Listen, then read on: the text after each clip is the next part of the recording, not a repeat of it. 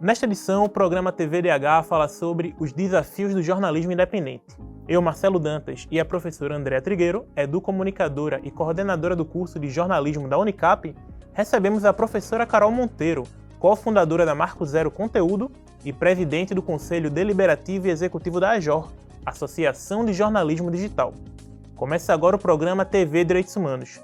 O TVDH é uma iniciativa da Cátedra Unesco-Unicap de Direitos Humanos Dom Helder Câmara, produzido por estudantes de jornalismo do projeto de extensão EducomDH, Educomunicação e Direitos Humanos na Mídia, numa parceria com a Cátedra Luiz Beltrão de Comunicação, o Centro Dom Helder Câmara de Estudos e Ação Social, o Movimento dos Trabalhadores e Trabalhadoras Rurais Sem Terra, o MST, o Centro das Mulheres do Cabo e o Centro de Cultura Luiz Freire.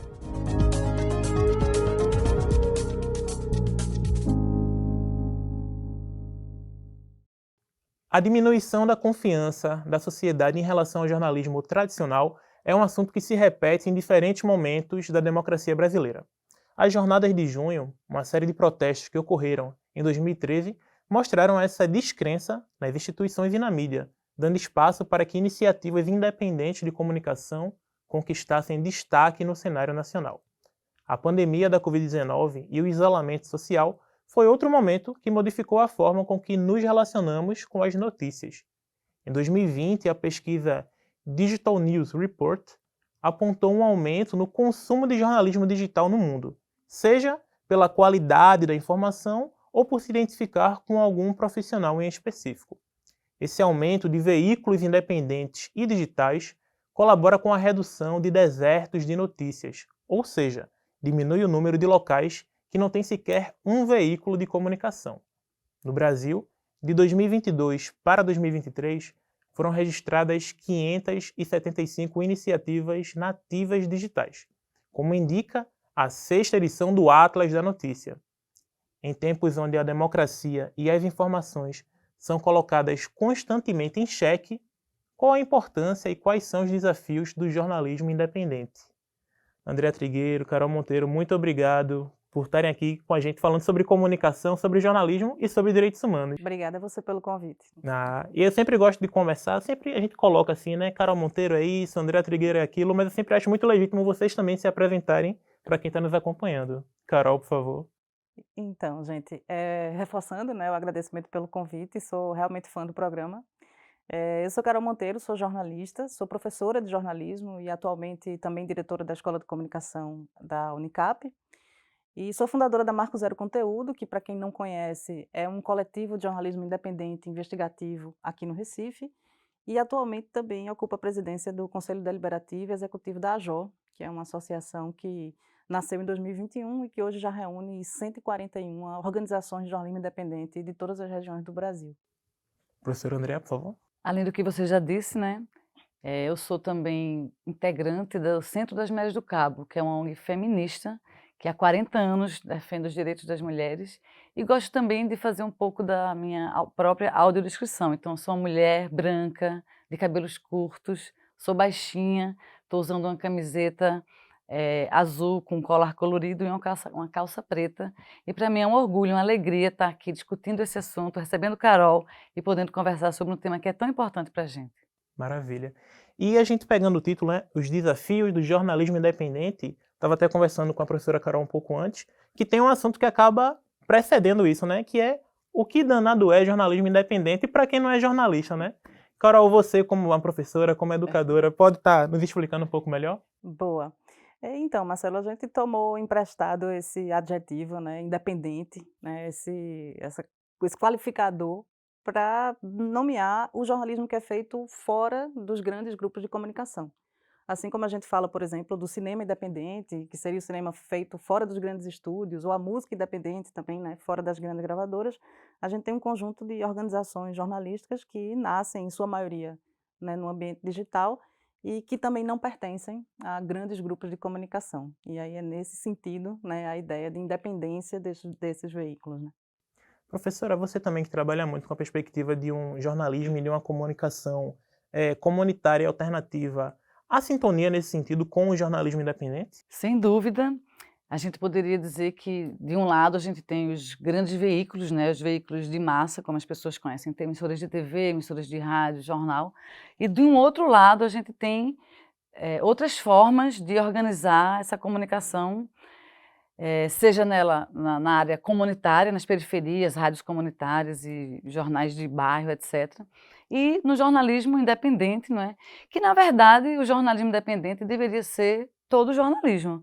Nós deveríamos ter um jornalismo independente, que tivesse uma independência do poder econômico, a independência do poder político, e que a gente pudesse fazer o nosso trabalho sem ingerências dessa natureza, independente nesse aspecto, autônomo, né? Sem precisar prestar nenhum tipo de contas, digamos assim, a nenhum patrocinador, a alguma publicidade que venha a correr nesses veículos. Então, o campo do jornalismo independente dialoga muito porque com esse outro lado, vamos dizer assim, porque traz temas, traz pautas, traz abordagens, recortes bastante próprios, diferentes do que comumente a gente costuma ver nos grandes veículos. Então, são veículos, vamos dizer, à parte dessa grande massa, mas que traz temas que nem sempre são abordados e às vezes traz até temas que são abordados, mas numa outra perspectiva, com outros porta-vozes, com outras representações que não apenas aquela fala oficial que normalmente a gente vê nos veículos de massa. Então, dialoga bastante porque é uma proposta para enfrentar até essa hegemonia, né, desses grandes veículos que a gente conhece. E outra coisa que eu acho importante ressaltar, Marcelo, é que a gente precisa colocar esse independente, principalmente num cenário como o cenário brasileiro, em que tem uma das maiores concentrações de mídia do mundo, né? Então, uma pesquisa, né, recente do Repórter Sem Fronteiras e do coletivo Intervozes coloca o Brasil como o pior país em cenário de concentração de mídia entre os 12 países em desenvolvimento que foram analisados, né? Só para você ter uma ideia, a gente tem, eles analisaram 50, né, veículos de maior audiência no Brasil, incluindo TV, rádio, impresso e digital. E desses 50 veículos de maior audiência, 26 pertencem a grupos de comunicação. E desses 26, metade deles pertence a 5 grandes grupos de comunicação, que são as famílias, né, que a gente costuma dizer no Brasil, que 5 famílias praticamente controlam tudo que a gente ouve, lê, né, e assiste através da mídia. Então, essa é uma situação bem, bem séria que essa pesquisa mostra. Mostra também que entre esses grupos, todos são proprietários de mais de um meio, né, de mais de um veículo, então isso termina configurando um cenário de propriedade cruzada de meios de comunicação. E também são empresários de outros setores, né, econômicos. Então, tem gente ligada a agronegócio, tem gente ligada a finanças, tem gente ligada a grupos educacionais, tem gente ligada a grupos religiosos, né? Então, por isso que, num cenário de tanta concentração de mídia, é importante a gente pontuar, né, a gente se colocar dentro dessa perspectiva de ser independente de toda essa mídia concentrada, né, que a gente tem historicamente no Brasil, né? E é interessante essa perspectiva porque a gente tem, desde a escola, né, quando a gente vai começar ali nas aulas de história, a gente tem escrito que a mídia, que o jornalismo, ela é tida como um outro poder, né? É um quarto poder, e hoje a gente tem, professor André, um pouco dessa modificação dessa relação com esse novo que não é tão novo assim, né, mas que está cada vez mais dinamizado pelas questões digitais, que é o jornalismo independente? Sem dúvida, mas a concentração ainda é muito grande. Isso é um sintoma, inclusive, de que a nossa democracia ela é frágil, porque quanto mais concentração de mídia, menos participação democrática nos veículos, menos representação, menos pluralidade, e fora que os donos também são políticos, né? A gente tem muitos donos de emissoras de rádio e TV, principalmente, que têm carreira política. E aí fica complicado, porque eles legislam em causa própria, muitas vezes, né? Então, o cenário do jornalismo independente é um lugar de resistência também, é um lugar do direito à comunicação, daquela forma participativa como a gente conhece, onde as pessoas são envolvidas na produção, não são meras fontes, meros personagens nas matérias, né? A relação é muito imbricada, realmente. Aí essa conversa é boa que já vai introduzindo a gente para a matéria que vai nos acompanhar no segundo bloco, e a gente volta já já com a matéria de Thales Alencar.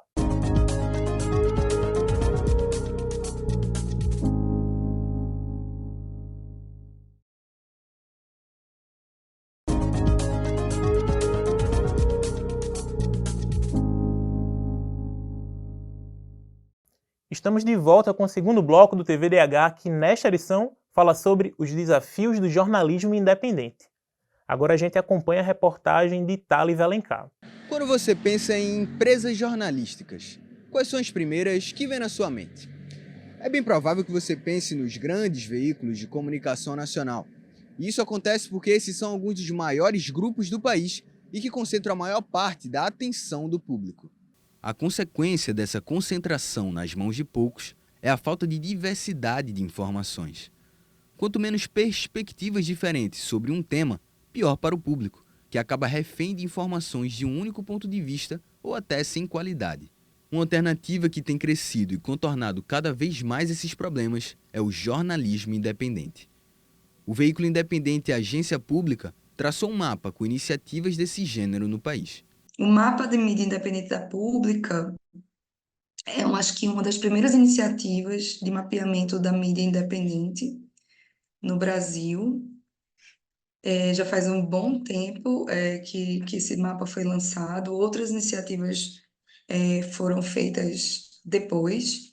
E eu acho que é muito importante porque a Pública é um veículo que conta também a história, né? A formação da Pública conta um pouco a história desse campo, do desenvolvimento desse campo de jornalismo independente no Brasil.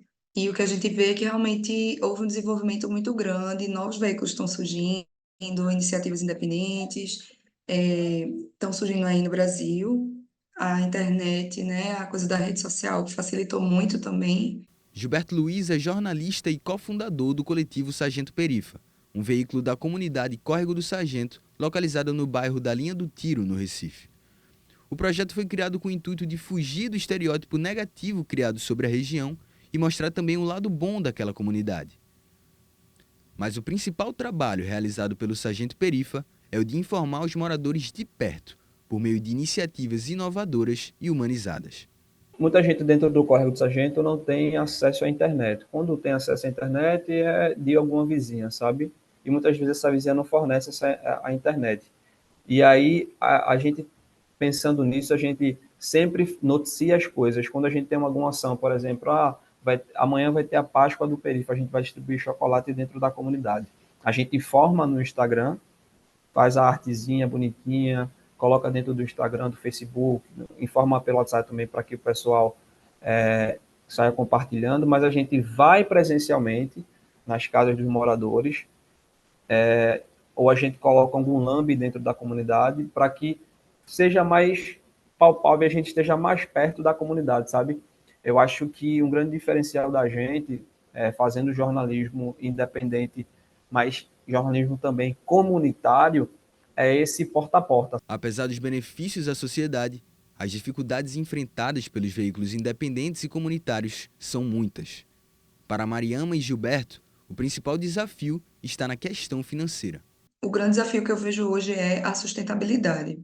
É o desafio que todo mundo, todos os veículos, todas as iniciativas estão lidando no momento, que é como é que a gente faz isso com independência, mas a gente paga as nossas contas, né? A gente paga os profissionais, a gente remunera bem os nossos profissionais e a gente consegue distribuir o nosso conteúdo e a gente consegue chegar nas pessoas. Um dos grandes desafios é ter pessoas mesmo para trabalhar, para fazer esse tipo de jornalismo investigativo, que tem uma linguagem diferente, que tem uma apuração diferente. E claro que isso também demanda a questão financeira, né? O jornalismo independente, ele é apartidário.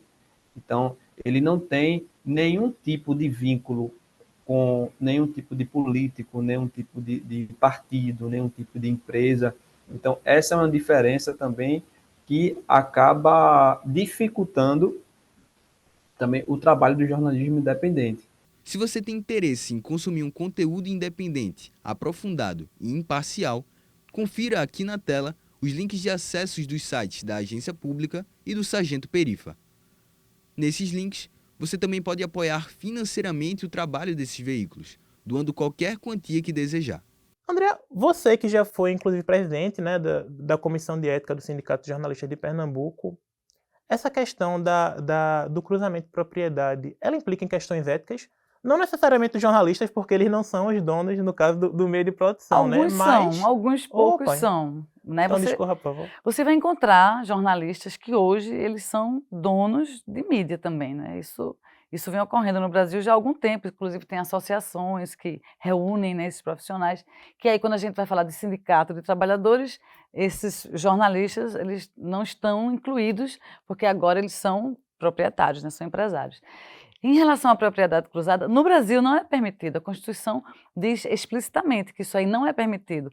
Mas como a gente já viu no campo da comunicação, a gente tem aquela máxima que é aos amigos tudo, aos inimigos os rigores da lei. Então, brincando com a coisa da Comissão de Ética, quando eu era presidente da Comissão de Ética, já atendi jornalista de veículo independente, dizendo assim, olha, eu não posso ser credenciada pela Secretaria Estadual de Saúde para as coletivas sobre Covid-19. Veja, um veículo de mídia independente, com muitos jornalistas conhecidos aqui no Recife, e essa necessidade de pedir a intervenção, né, a mediação do Sindicato dos Jornalistas para que aquele veículo, aquele jornalista pudesse ser credenciado, porque talvez as perguntas ou as matérias não agradavam a Secretaria de Saúde. Então, eu tive que fazer uma intervenção na época, né, enquanto Comissão de Ética, para dizer, olha, colega, é jornalismo aqui também, não é só a Globo, não é só o SBT, não é só o jornal A ou B. O jornalismo independente é forte,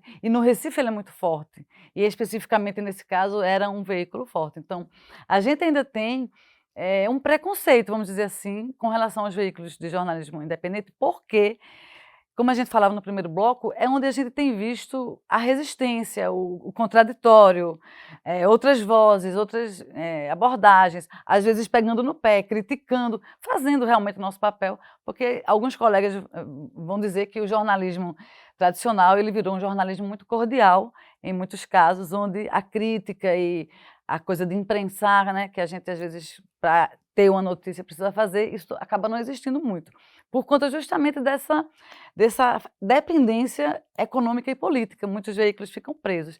E no jornalismo independente, quando a gente consegue ter essa independência, é importante, porque também a gente tem que falar de modelo de negócios, né?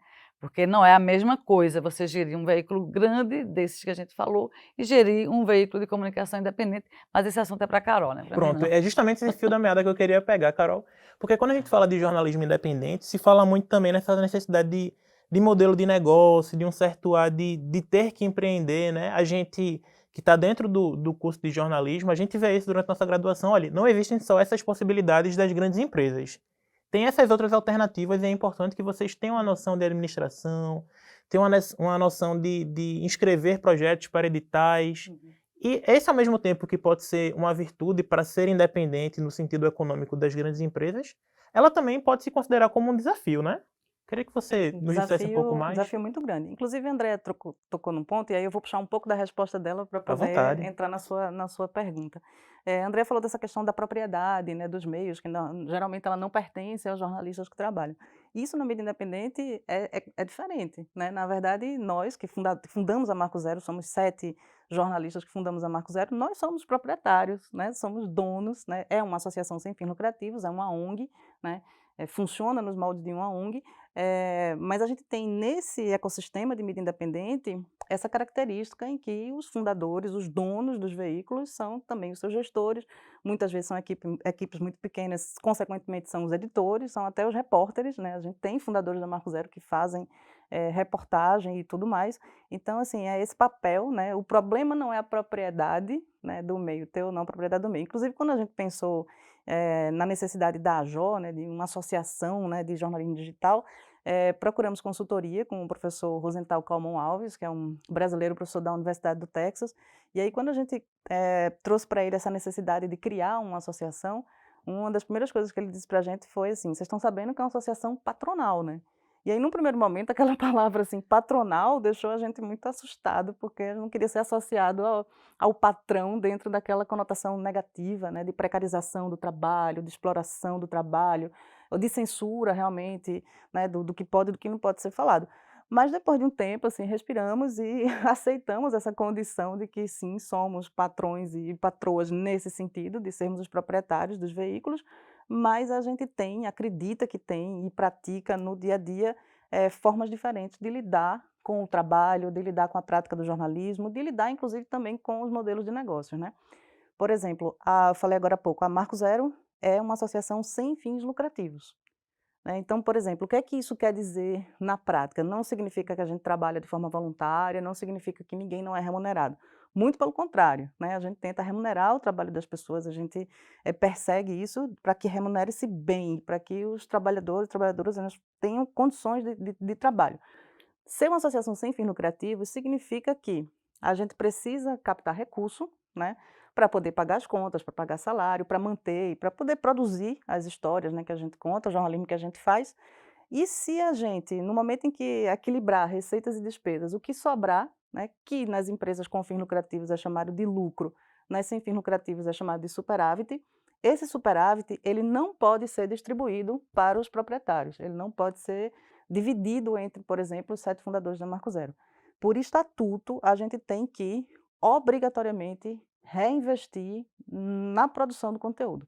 Então significa que quanto mais recurso a gente arrecadar, melhor a gente vai poder, pagar, mais histórias a gente vai poder fazer, porque a gente sabe que esse jornalismo investigativo, em profundidade, ele custa caro, né, às vezes precisa de deslocamentos, né, de viagens. São profissionais experientes, né, que a gente precisa, ter nas nossas equipes. Então, assim, não significa que a gente quer trabalhar no vermelho, nem que a gente não quer ser bem remunerado. Significa que a gente tem que reinvestir tudo na Marco Zero, né. Então essa é uma questão também que demarca essa figura, né, das organizações jornalísticas sem fins lucrativos, que são características do jornalismo independente, né. No jornalismo independente também tem organizações com fins lucrativos, né, não é exclusivo para sem fins lucrativos.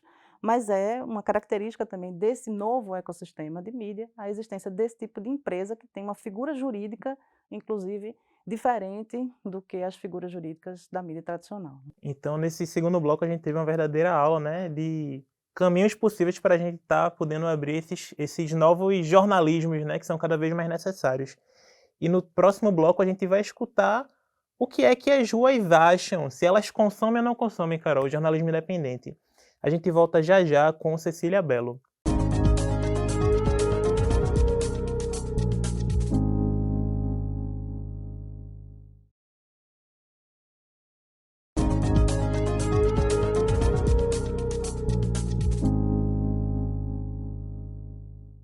Estamos de volta com o terceiro bloco do TVDH, que nesta edição fala sobre os desafios do jornalismo independente. Agora, vamos ouvir o que dizem as ruas. É hora do quadro Fala Povo com Cecília Bello.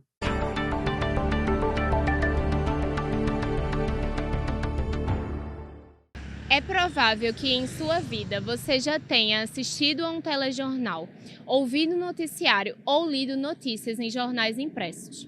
Esses produtos jornalísticos quase sempre pertencem a mídias tradicionais, a exemplo de emissoras de rádio e televisão, que atendem os interesses de grandes empresas de comunicação. Mas existe uma outra forma de pensar, fazer e veicular notícias, sobretudo em mídias alternativas. O TVDH foi então às ruas para saber: você consome jornalismo independente? Na era, né, da internet, muitos vídeos, eu, por estar mais na rua, eu tenho mais acesso a esse tipo de jornalismo. Aí eu vou lá no YouTube, pesquiso alguma coisa e aí eu fico sabendo na hora. Eu acho que o consumo desse conteúdo vai trazer um conhecimento a mais para mim, né? E para a pessoa que vai poder ler esse conteúdo. Consumo, principalmente em redes sociais. Por exemplo, no celular, quando é necessário para tirar alguma dúvida, por exemplo, quando ocorre algum acidente ou quando está com greve. Sim, eu consumo jornalismo independente, tanto não só independente, como também de outras emissoras, e é importante, sim, levar conhecimento às outras pessoas, porque tem muita desinformação, e o jornalismo serve para isso, informar qualquer pessoa que precise de informação básica. Não, na verdade, porque eu não busco muito. É bem difícil eu ir atrás disso, sendo bem sincera. Bom, Andréa, Carol, não sei a impressão de vocês, né, mas de certa forma teve um pouco assim daquela confusão de um jornalismo que não é só da televisão, que é da internet também, mas será que tudo da internet é jornalismo independente? Será que o jornalismo independente, claro que há vários jornalismos independentes, né? Mas será que ele consegue furar as bolhas, Carol? Esse é um dos grandes desafios, né, já que a gente está falando sobre desafios. Eu também fiquei um pouco com essa impressão, Marcelo, de que as pessoas situaram que o jornalismo independente é algo que não está ali na televisão tradicional, no impresso e tal, porque uma pessoa falou no YouTube, né, outra pessoa citou as redes sociais, então existe uma ideia de meios ou plataformas diferentes para esse consumo, né, desse conteúdo.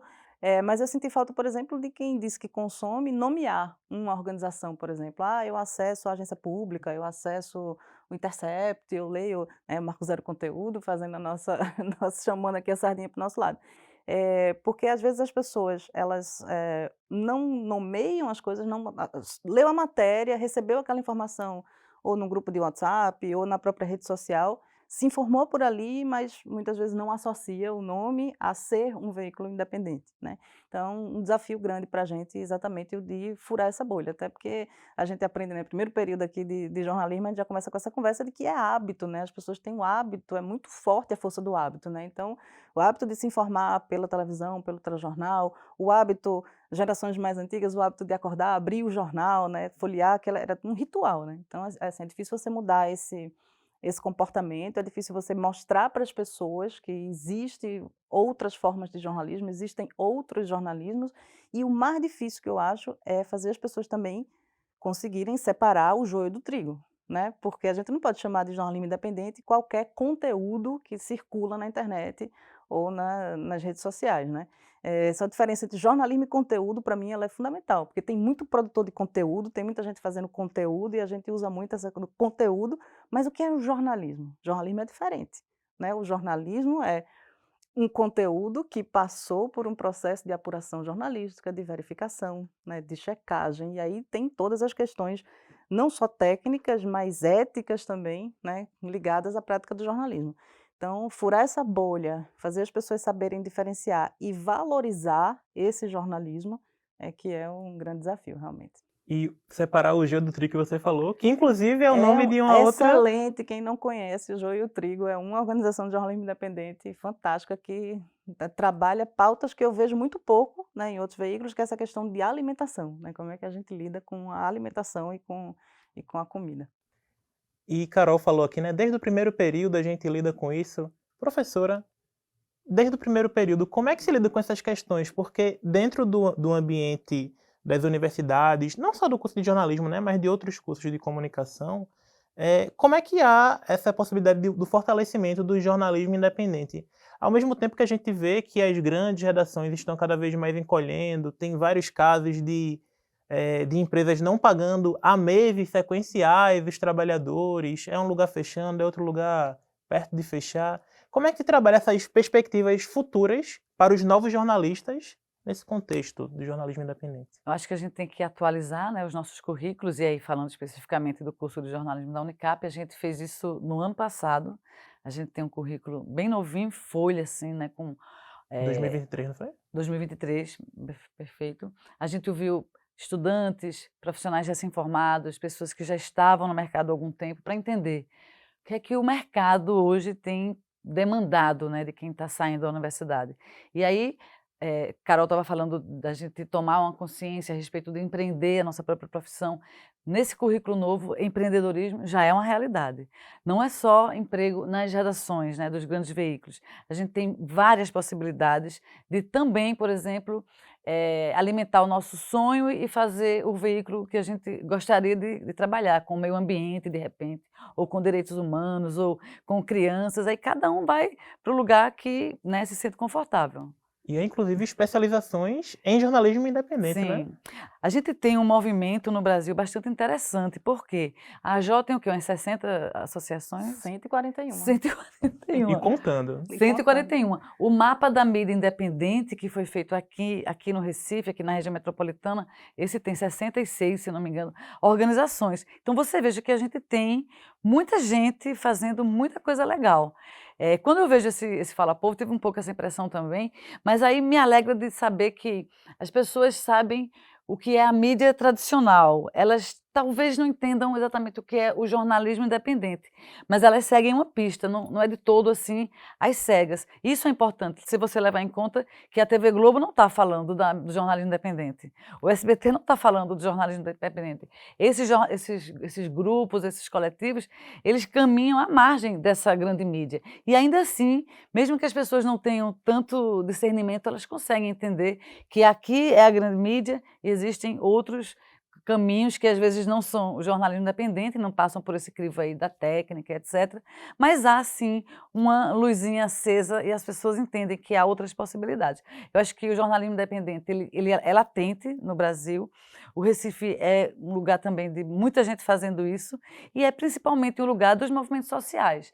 Né? A gente vai ter Marco Zero Conteúdo, que tem um perfil bastante profissional, mas você vai ter outras organizações que não são tão profissionais como Marco Zero, mas que estão também fazendo do seu modo, com as suas ferramentas, com o que é possível, com o seu povo, as suas próprias mídias, por exemplo. Sargento Perifa, né, na linha do tiro, você vai ter Rádio Comunitária Três Carneiros, lá em Três Carneiros, fazendo a sua comunicação, você vai ter Rádio Mulher, lá no Cabo, fazendo a sua comunicação.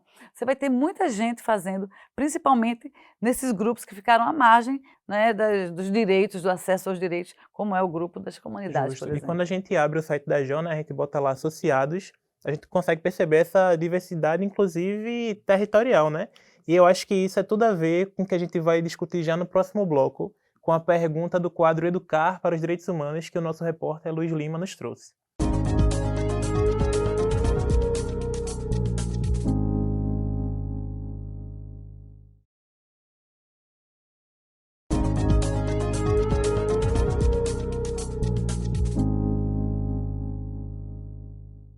Estamos de volta com o quarto bloco do TV Direitos Humanos, que nesta edição tem como tema os desafios do jornalismo independente.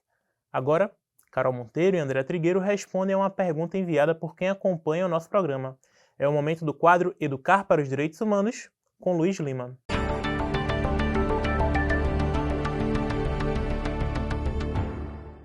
Um dos princípios do jornalismo é o compromisso social de informar e comunicar o que for de interesse da população. Nos últimos tempos, com o mundo cada vez mais conectado digitalmente, surge a preocupação de transmitir a informação a povos mais afastados, como os de zonas rurais e de matas fechadas, quase sempre com pouca ou nenhuma conexão digital. O jornalismo independente tem um importante papel social de democratização ao acesso à informação para essas populações. Por isso, a jornalista socioambiental Stephanie Azevedo nos trouxe a seguinte pergunta. Qual a importância do jornalismo independente nas zonas rurais e principalmente em locais de desertificação de informação? A gente agradece a Stephanie Azevedo, jornalista socioambiental, pela pergunta. Carol, André, é com vocês. Bom, a Stephanie fez uma pergunta super importante, né? Porque o jornalismo ele é fundamental em qualquer território ou para qualquer grupo social que não é representado, que não se sente representado pela mídia tradicional. São grupos historicamente invisibilizados, né?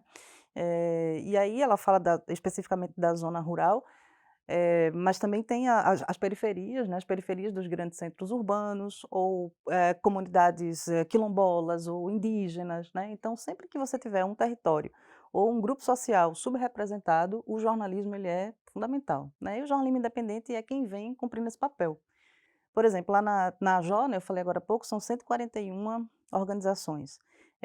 E tem de todos os tamanhos. A gente tem na AJO o Nexo, o Intercept e a Agência Pública, né, que eu acho que são assim, grandes referências de veículos independentes nacionais, e a gente tem veículos que estão começando, que estão lá na região norte, né, que estão no Pará, que estão, sabe, na periferia também dos grandes centros urbanos, e é muito rica essa troca, né, porque um tem muito a ensinar ao outro também, e a AJO é um pouco esse espaço de troca de experiências e de troca de saberes mesmo, né, e de criação de oportunidades para todo mundo.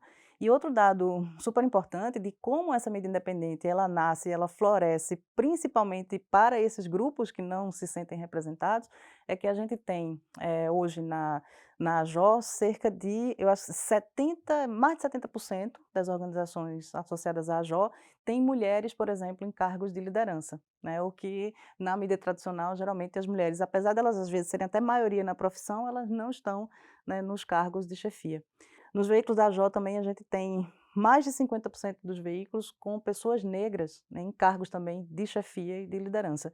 E muitas vezes são jornalistas, né, são profissionais que não encontraram espaço ou para o seu território, ou para a sua pauta, ou para a sua causa, né, na mídia tradicional, e criaram, empreenderam, né, e criaram seus próprios veículos, assumiram as narrativas também, né, sobre seus territórios e seus grupos, e fazem jornalismo assim de muita qualidade. Então, a AJO, por exemplo, no ano em 2023, né, e agora no começo de 2024, a gente fez um esforço muito grande, tem feito um esforço muito grande também para crescer, principalmente nesses lugares, né, na região, aqui no Nordeste e na região Norte, é para onde a AJO vem estrategicamente fazendo uma busca ativa de identificar organizações e veículos que estejam nesse lugar para convidar para vir para a associação, para que a gente possa se fortalecer um ao outro, né, acho que a AJO é um pouco esse espaço assim de fortalecimento. E que são as regiões que acabam sendo justamente Que sofrendo mais, né, esse são as processo de regiões deserto que de têm informações. maior quantidade de deserto de notícia, Nordeste é a pior delas, né, a região Norte fica em segundo lugar. Agora tem um detalhe sobre esse debate de deserto de notícias que eu acho super importante a gente pontuar. Não ser um deserto de notícia não é garantia de qualidade do jornalismo que é praticado ali. Às vezes você tem um veículo só naquele local, ou poucos veículos que estão ligados a grandes grupos ou a grandes interesses políticos e econômicos. Então eu não sei o que é pior, né? Você ser um deserto de notícia, ou você ser um quase deserto, ou não ser um deserto, mas ter, né, uma mídia corporativa que não atende ao interesse público, né? Atende ao interesse de pequenos grupos e grupos políticos, né, e econômicos. Então, são um aspecto super importante. A gente comemora, né, porque os desertos de notícias estão diminuindo no Brasil, mas ao mesmo tempo a gente tem que estar atento também à qualidade desse jornalismo que está sendo praticado. Enquanto Carol falava aqui, eu estava pensando que a gente tem a comunicação social hoje, que deveria ser um bem social, como um produto.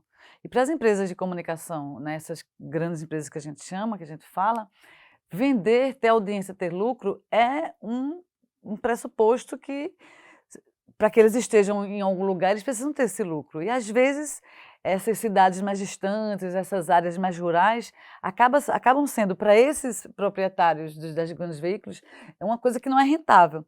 Nessa brecha, o jornalismo independente, que às vezes tem outras formas de se manter, às vezes formas colaborativas, editais, às vezes internacionais, bolsas que bancam pautas, reportagens, etc. Então, o jornalismo independente, que não tem essa lógica de vender, de ter lucro, acaba tendo uma condição mais favorável, porque o objetivo aqui não é o lucro, não é a audiência, pelo contrário, é a qualidade do que está sendo entregue, do que está sendo feito, e principalmente esse trabalho mesmo de conscientização, de crítica, de análise crítica de mundo, das questões políticas, econômicas e etc.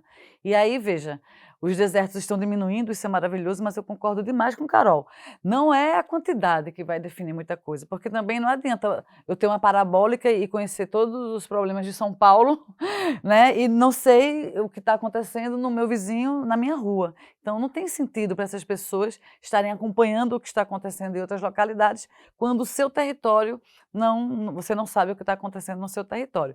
E por falar em indígenas, em povos indígenas, aí, como você citou, aqui mesmo em Pernambuco, o povo chucuru, por exemplo, tem suas formas de produzir conteúdo, de produzir comunicação, e é uma mídia independente também. Temos a Yoruba Filmes. Perfeito, a Yoruba Filmes, e as comunidades quilombolas também.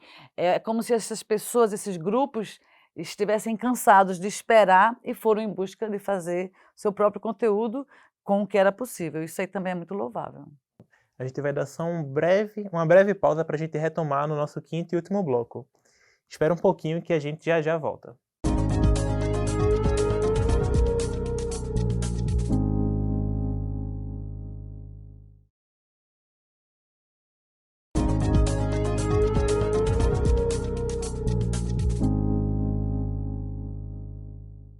Chegamos ao quinto e último bloco do programa TVDH, que nesta edição fala sobre os desafios do jornalismo independente. Para isso, contamos com a presença da professora Andréa Trigueiro, educomunicadora e coordenadora do curso de jornalismo da Unicap, e da professora Carol Monteiro, cofundadora da Marco Zero Conteúdo e presidente do Conselho Deliberativo e Executivo da AJOR, Associação de Jornalismo Digital. Gente, eu gosto de pegar esse finalzinho também e perguntar, e aí, como é que a gente continua tendo acesso a essa informação, tendo acesso a esse discurso? Tem um artigo, um site, um vídeo, um programa que a gente possa acessar para continuar com esse tema? Marcelo, eu acho que o site da AJO é uma boa fonte, assim, para entender o que é a associação, quais são www.ajo.org.br. Então, para entender o que é a associação, quais são assim, as áreas de atuação da associação, porque ela nasce de interesses assim, muito importantes, muito urgentes, né, dessas organizações de jornalismo independente.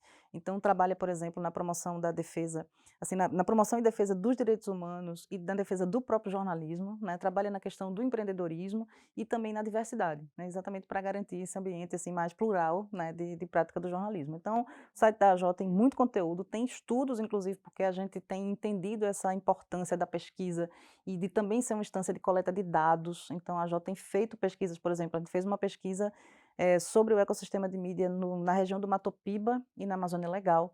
Então, tem muitos dados sobre jornalismo praticado nessas regiões, e a gente está entendendo que a gente precisa também, como associação, coletar dados, inclusive para fundamentar o que hoje é a grande pauta da AJO, que é a criação de políticas públicas de fomento ao jornalismo no Brasil, sabe? Então, lá dá para saber quem são as associadas, então entender um monte de, assim, quem é esse jornalismo independente e inovador que está sendo feito no Brasil. Eu acho que é um bom ponto de partida, e lá também tem os estudos, né, conduzidos pela AJO e pelas associadas.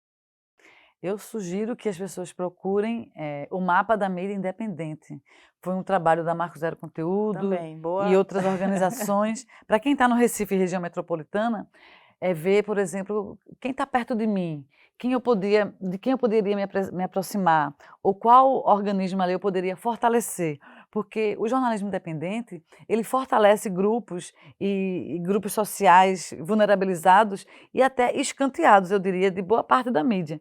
Então, o mapa da mídia independente é um lugar maravilhoso, e eu também sugeriria que conhecessem mais de perto o Marco Zero Conteúdo, a agência pública, o Nexo Jornal, outras formas de jornalismo que não apenas esses que a gente conhece. Dá uma gulgada, dá uma lida, dá uma olhada, vê se aquilo faz sentido, se aquilo, né, reverbera aí na sua mente, no seu coração, porque a gente precisa sair dessa caixinha e experimentar outras possibilidades, porque a gente fica muito bitolado aos veículos já tradicionais ou aquilo que se apresenta para a gente. Então a gente precisa buscar outras formas, até para entender o papel desse jornalismo independente, como a gente pode apoiar ele. Carol estava falando no intervalo, nós brasileiros não temos o hábito de financiar a comunicação, né? A BBC de Londres, por exemplo, o cidadão inglês, ele contribui, se ele quiser, óbvio, né, na conta de energia, com alguns centavos, para que aquele espaço seja fortalecido.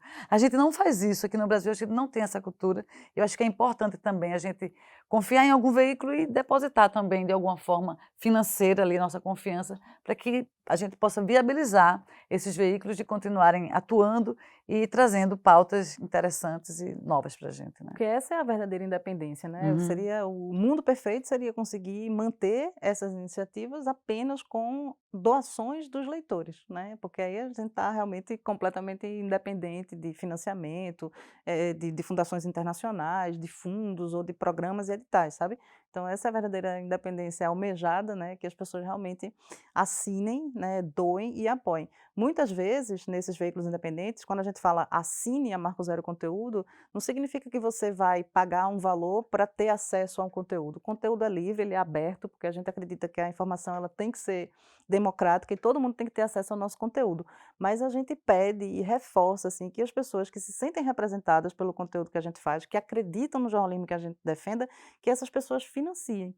Com pouco, R$ 10, R$ 15 por mês, para algumas pessoas isso é muito, então para essas pessoas o conteúdo é e sempre será gratuito, mas para quem pode, né, doar uma contribuição mensal ou fazer uma contribuição única, mas de alguma forma você fortalecer, financiar, né, e bancar, de certa forma, esse jornalismo que você acredita, que você defende, que você se sente assim representado.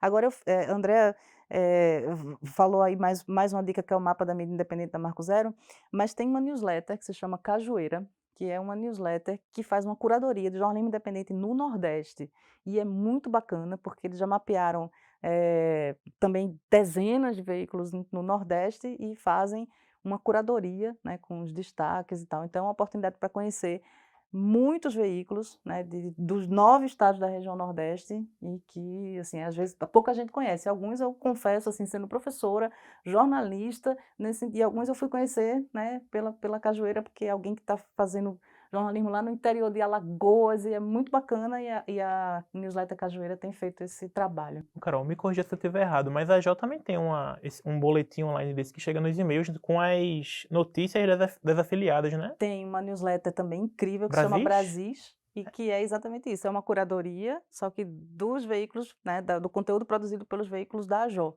Então, a gente faz essa brincadeira assim, quem lê a Brasis sabe, né, são conteúdos que vêm assim também dessas organizações associadas à AJO, também é uma excelente forma de conhecer mais e conhecer o conteúdo, né, produzido por esse jornalismo independente que a gente defende e acredita tanto.